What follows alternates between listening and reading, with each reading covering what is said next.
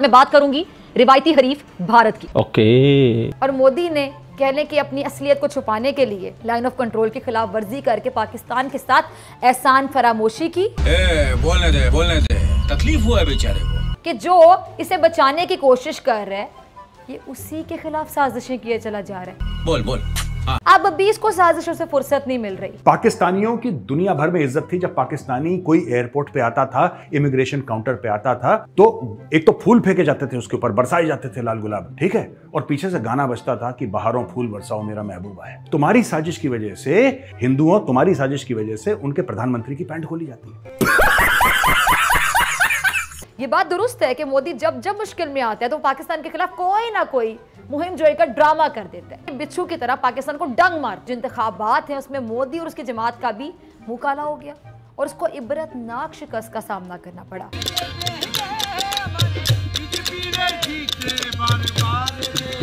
अब इस पे जो भारतीय इंतहा पसंद तबका है ना, खुशियां मना रहे हैं।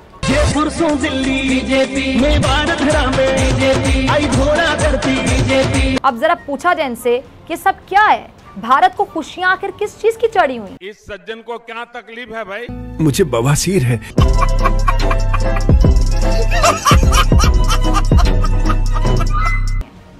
जरा ये अगला क्लिप चलाएगा प्राइम मिनिस्टर साहब का। क्या तकलीफ है इनको? जो हुआ जो हुआ गवार। आलू या पोटैटो के मुतालिक क्या सवाल उठेगा? ऐसी मशीन लगाऊंगा, इस साइड से आलू घुसेगा, उस साइड से सोना निकलेगा। तो ये खास तौर पे मैं चाहूंगा किट्टू राव जो कि हिंदुस्तान की बड़ी मशहूर यूट्यूबर है, एक बारी और किट्टू राव जो कि हिंदुस्तान की बड़ी मशहूर यूट्यूबर है, ये बात वहां तक पहुंचाएं। चाचा क्या हाल है? सब आपस में मिलकर रहें, क्योंकि बात यह है पाकिस्तान के अंदर भी बहुत सारे ऐसे लोग जो कि हिंदू धर्म से ताल्लुक रखते हैं, वो रहते हैं और उनका हम बड़ा एहतराम भी करते हैं। जरा ये अगला क्लिप चलाएगा प्राइम मिनिस्टर साहब का। विकसित भारत के निर्माण के लिए हम जो भी करें वो विश्व में श्रेष्ठ हो। मुझे वहाँ पर एक खुशी नहीं मनानी तो रहने दो फिर। और मेरे ख्याल से कोई भी खुशी नहीं मनाएगा। चुप साली, बकवास करती है हरामखोर। आप लोग हमारे रंग में भंग डालते हैं, चीर के रख दूंगा। ये गान फट गया। कि भारत की तखरीबकार तंजीम आरएसएस और इसका नजरिया खित्ते में अमन की बर्बादी का जिम्मेदार है। फिजा, तेरी वाली खित्ती का क्या हाल है? वहाँ अमन कायम है या जंगे लड़ी जा रही है? भारत कभी भी नहीं चाहता कि खित्ते में अमन कायम हो। हिपोक्रेसी की भी सीमा होती है। अब पहले अमेरिका था जिसने पाकिस्तान को अपनी जंग में घसीटा। अफगानिस्तान में अमन के लिए पाकिस्तान ने सर तोड़ कोशिशें की। किसका सर तोड़ा? ओह, कि इस वक्त पाकिस्तान के सबसे बड़े दुश्मन पड़ोस यानी कि अफगानिस्तान में है। वहां पर मौजूद 23 दहशतगर्द तंजीमों में से 17 ऐसी हैं जो सिर्फ और सिर्फ पाकिस्तान को निशाना बना रही हैं। तो कैसे हो किटकैट्स? आई होप अच्छी होगी, मैं भी अच्छी हूँ। जिस पर एहसान करो उसके शर से बचो। भारत ने अफगानिस्तान के रास्ते पाकिस्तान में तबाही मचाई और अब जबकि पाकिस्तान अफगानिस्तान में अमन की कोशिशें कर रहा है। अरे फिजा बेबी, अफगानिस्तान को छोड़, पहले पाकिस्तान में तो अमन कायम कर ले। सही बात है। भारत अफगानिस्तान में लगी आग को मजीद फूंक मारता नजर आ रहा है। अरे बाबा! फिजा, तेरे भी थोड़ी फूंक मारी जाए तो फिर होगा क्या? 2 कंडीशन होगी। हाय या तो तू पूरी तरह जलकर स्वाह हो जाएगी, मतलब टंटाई खत्म। दूसरा, फिर और ज्यादा ज्वाला अग्नि भड़केगी, तो फिर ज्यादा जहर उगलेगी। ओए होए, मजा आ जाएगा। और बड़ी बड़ी वो लेडी एंकर का मैं नाम नहीं लूंगा। क्यों? जाहिल है एक नंबर की वो बड़े बड़े ऐसा ये वैसा वो मईशत जिस पर चंद माह पहले तक दिवालिया होने के बादल छाए हुए थे, अब उसी मईशत से आए रोज मुस्बत खबरों का तसलसल बरकरार है। ऐसे ही आज पाकिस्तान स्टॉक एक्सचेंज में बड़ी नौयत की तेजी का तसलसल बरकरार रहा। मुल्क की तारीख में पहली बार इंडेक्स 64,000 पॉइंट्स की नई बुलंद तरीन सतह भी अबूर कर गया। मुल्क की तारीख में पहली बार इंडेक्स 64,000 पॉइंट्स की नई बुलंद तरीन सतह अबूर कर गया। कि जो मालियत है वो 1 खरब 13 अरब 85 करोड़ रुपए से जायद का इजाफा हो गया है। लेकिन एक सेकंड, इतने पैसे तो शायद कभी ख्वाब में मेरे देखे हों। पाकिस्तान स्टॉक एक्सचेंज तारीख की बुलंदियां छू रही है और मार्केट ने इतना अच्छा बिजनेस कभी नहीं किया जितना अब कर रही है, अल्हम्दुलिल्लाह। इंशाअल्लाह, माशाअल्लाह, सुभान अल्लाह, अल्हम्दुलिल्लाह। यो किट्टू भाई, यो किट्टू भाई, यो किट्टू भाई। पाकिस्तान स्टॉक एक्सचेंज हम देख रहे हैं कि माशाल्लाह बहुत ज्यादा तरक्की कर रहा है, फल फूल रहा है। फिजा बेबी, तुम कब फल फूल रही हो?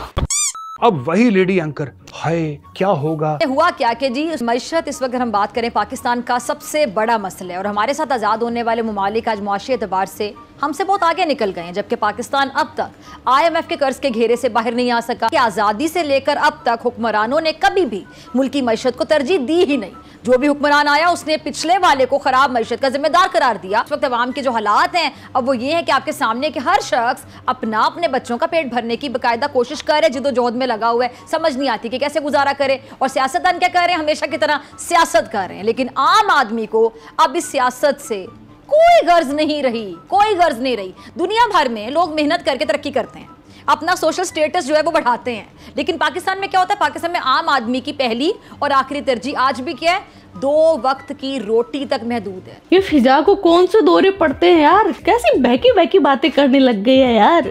बिकाऊ लोमड़ी है। हाय हाय मैं तो लोमड़ी से याद आया, फिजा कहानी सुनाएगी लोमड़ी और बकरी की। एक लोमड़ी जंगल में सैर कर रही थी। एक लोमड़ी जंगल में सैर कर रही थी कि तेज बारिश शुरू हो गई और वो फिसलकर पानी से भरे एक गड्ढे में जा गिरी। अरे राम, अरे राम। जब वो फिसलकर पानी से भरे एक गड्ढे में जा गिरी और लाख कोशिश के बावजूद वो लोमड़ी गड्ढे से बाहर ना निकल सकी। ओह, फिर क्या हुआ? वो जिंदगी से मायूस हो चुकी थी कि अचानक से एक बकरी उसे दूर से आती हुई नजर आई। ये क्या हो गया? और उसके होशियार दिमाग ने तदबीर सोच ली। बकरी जो थी वो प्यासी थी और गड्ढे में पानी देखकर कह लें कि वो ये कहने लगी कि मेरा तो प्यास से बहुत ही बुरा हाल है।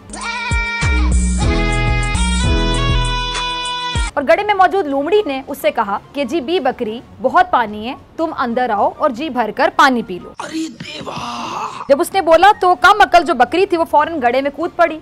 जब प्यास बुझी तो होश आया और गड्ढे से बाहर निकलने की कोशिश करने लगी। जी बहुत नाजुक सूरत हाल है। लोमड़ी ने कहा कि तुम अपने पाँव अपने ऊपर रखो और मैं तुम पर पाँव रखकर बाहर निकल जाती हूँ और फिर तुम्हें टांगों से ऊपर खींच लूंगी। अरे वाह, गुड आइडिया। अच्छा, बकरी फिर उसके कहने के धोखे में दोबारा आ गई। काम ही नहीं है बहनचोद। अब लोमड़ी तो बाहर चली गई, लेकिन हुआ क्या, बकरी को नहीं निकाला और क्या कहते हैं कि जी रफू चक्कर हो गई और बकरी मौत के मुंह में चली गई। अरे कहना क्या चाहते हो? कहा जाता है कि किसी के साथ भलाई करने का जमाना नहीं रहा। फिजा, पाकिस्तान बकरी है या लोमड़ी? क्यों? क्योंकि दोनों में से कोई भी हो, बेइज्जती तो पाकिस्तान की होगी। ऐसे नहीं बना था हमारा प्यारा वतन पाकिस्तान। अफगान सदर का भारत से रिश्ता बहुत गहरा है। नजर आता है उनकी बातों से कि भारत और अफगानिस्तान का रास्ता रोकने वाले मुल्क का अपना रास्ता रुक जाएगा। यानी उस वक्त भी अशरफ गनी ने पाकिस्तान का नाम लिए बगैर पाकिस्तान पर खूब चढ़ाई की। पाकिस्तान के रास्ते से अफगानिस्तान में दहशतगर्दी हो रही है, जबकि सब जानते हैं कि अफगानिस्तान में भारतीय दहशतगर्दों को कौन पनाह देता रहा। अफगानिस्तान के सदर को मौके पर ये चौका नहीं बल्कि छक्का मार दिया कि पाकिस्तान अफगान सदर के इल्जामात को मुस्तरद करता है। और सवाल ये भी है कि क्या अफगान हुकूमत लड़ने की सलाहियत रखती भी है या नहीं, क्योंकि अब अफगान हुकूमत अपना कंट्रोल कह लें कि खोती चली जा रही है। अच्छा, भारत कभी भी नहीं चाहता कि खित्ते में अमन कायम हो। दुनिया में कोई मुल्क अगर अफगान अमन के लिए सबसे ज्यादा अफगान अमन के लिए काम कर रहा है, कोशिश कर रहा है, तो वो पाकिस्तान है। अफगानिस्तान में अमन के लिए सबसे ज्यादा पाकिस्तान ने ही कुर्बानियां दी हैं। पाकिस्तान की माँ की आँख, पाकिस्तान की माँ का भरोसा, फिजा खान तेरी माँ का भरोसा। जब तालिबान को अफगानिस्तान में फतह नजर आ रही है तो वो अब पाकिस्तान की क्यों सुनेंगे जब उनको फतह नजर आ रही है। अफगान सदर अपने कहने के हवास पर काबू खो चुके हैं और अपनी नाकामी का इल्जाम पाकिस्तान पर लगा रहे हैं। ये पता कैसे है? ये बिल्कुल ऐसे है जैसे भारत अपनी नाकामी छुपाने के लिए क्या करता है, पाकिस्तान पर इल्जाम तराशियों का सिलसिला शुरू कर देता है, पाकिस्तान पर इल्जाम लगाता है। अब अफगान सदर को भारत का कह ले कि आशीर्वाद भी हासिल है, तो वो भी वही करेंगे जो भारत करता है कि भारत की तखरीबकार तंजीम RSS और इसका नजरिया खित्ते में अमन की बर्बादी का जिम्मेदार है। अच्छा, पाकिस्तान को बैरूनी खतरे का सामना है और ये बैरूनी खतरा पाकिस्तान को भारत से है कि भारत की भरपूर कोशिश है कि वो किसी तरीके से अफगानिस्तान के जरिए पाकिस्तान में खाना जंगी की कैफियत पैदा कर सकता है। अफगानिस्तान में भारत की पाकिस्तान दुश्मनी पर मबनी ये जो साजिशें हैं, इनकी बाकायदा फैक्ट्रियां लगी हुई थी। ओह, फिजा के साथ इतनी साजिश। अब फिजा की इस बकचोदी से मुझे मेजर सर का एक डायलॉग याद आया। क्या वो सवेरे वाली साजिश की मीटिंग हमारी हुई? मैंने बोला कौन सी मीटिंग? जो सवेरे करते हैं हम लोग। क्या करते हैं? सवेरे उठते हैं, परिवार के साथ बैठते हैं, चाय पीते हैं, पाकिस्तान के खिलाफ साजिश करते हैं, फिर जब नाश्ता करते हैं सुबह का तब पाकिस्तान के खिलाफ साजिश करते हैं। जब ऑफिस आते हैं तो ऑफिस का काम करने से पहले, शुरू करने से पहले एक साजिशी मीटिंग होती है 9:30 बजे। हम लोग बैठ के पाकिस्तान के खिलाफ साजिश करते हैं। अब ये साजिश हम क्यों करते हैं? पाकिस्तान का एक्चुअली जो फॉरेन एक्सचेंज रिजर्व है वो 10 ट्रिलियन US डॉलर्स है। आपने साजिश करी, सारे हिंदुओं ने मिलकर, एक तो हिंदू बड़े साजिशी हैं, मैं हिंदू भाई बहनों से कहना चाहता हूं, क्यों करते हो इतनी साजिश? क्यों नहीं आराम से रहते हो? तुम्हारी साजिशों की वजह से पता है क्या हुआ है? पाकिस्तान की जो 10 ट्रिलियन डॉलर्स का फॉरेन एक्सचेंज रिजर्व था, foreign exchange reserve 10 trillion dollars, वो पाकिस्तान का आके 5-6 अरब में रह गया, वो भी मांगे तांगे के, तुम्हारी साजिश की वजह से। पाकिस्तान की इकोनॉमी जो 20 ट्रिलियन डॉलर्स की थी वो करीब 300-325 अरब की रह गई, तुम्हारी साजिश की वजह से। पाकिस्तानियों की दुनिया भर में इज्जत थी जब पाकिस्तानी कोई एयरपोर्ट पे आता था, इमिग्रेशन काउंटर पे आता था, तो एक तो फूल फेंके जाते थे उसके ऊपर, बरसाए जाते थे लाल गुलाब, ठीक है, और पीछे से गाना बजता था कि बहारों फूल बरसाओ मेरा महबूबा है। तुम्हारी साजिश की वजह से हिंदुओं, तुम्हारी साजिश की वजह से उनके प्रधानमंत्री की पैंट खोली जाती है। ये बात दुरुस्त है कि मोदी जब जब मुश्किल में आता है तो पाकिस्तान के खिलाफ कोई ना कोई मुहिम जोई का ड्रामा कर देता है। बिच्छू की तरह पाकिस्तान को डंग मार। जो इंतखाबात हैं उसमें मोदी और उसकी जमात का भी मुंह काला हो गया और उसको इबरतनाक शिकस्त का सामना करना पड़ा। और मोदी ने कहने की अपनी असलियत को छुपाने के लिए लाइन ऑफ कंट्रोल की खिलाफ वर्जी करके पाकिस्तान के साथ एहसान फरामोशी की कि जो इसे बचाने की कोशिश कर रहा है ये उसी के खिलाफ साजिशें किए चला जा रहा है।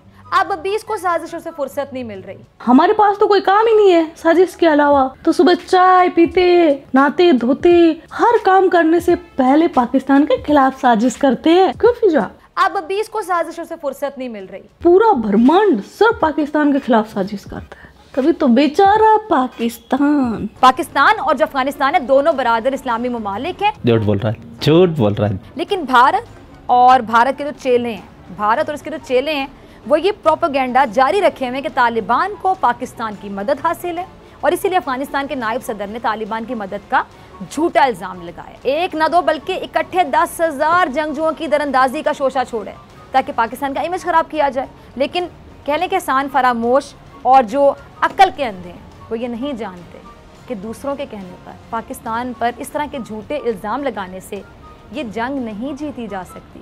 कामयाबी के लिए हक़ाइक़ को तस्लीम करना पड़ता है।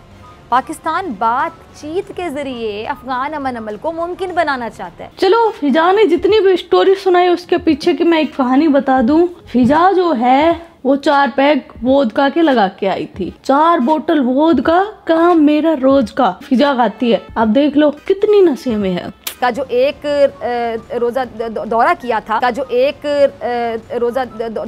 था नशा सेहत के लिए बहुत हानिकारक होता है फिजा बेबी। फिर चाहे वो जहालत का ही क्यों ना हो, तो इस नशे से बाहर निकलो। के ठीक है फिजा, सूजी हलवा पकाएं, पका लिया, हलवा खाएं और सो जाएं। तो किटकैट्स, ये था आज का वीडियो। आपके क्या थॉट्स इस वीडियो के बारे में वो कमेंट सेक्शन में बता देना। आप अपना ख्याल रखना। Love you my KitKats. Yo Kittu भाई।